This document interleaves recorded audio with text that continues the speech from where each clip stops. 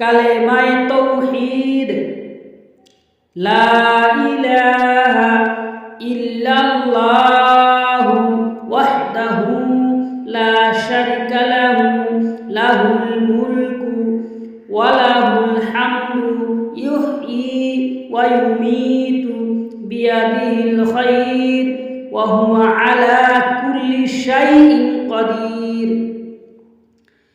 একত্ববাদের কথা, আল্লাহ ব্যতীত কোনো মাবুদ নাই এবং তিনি একা, তাহার কোনো অংশীদার নাই।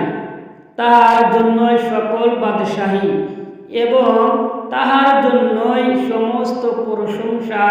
তিনি জীবন দান করেন এবং মৃত্যু দান করেন এবং তাহার হাতেই মঙ্গল, এবং তিনি সকল বস্তুর উপরে ক্ষমতাবান।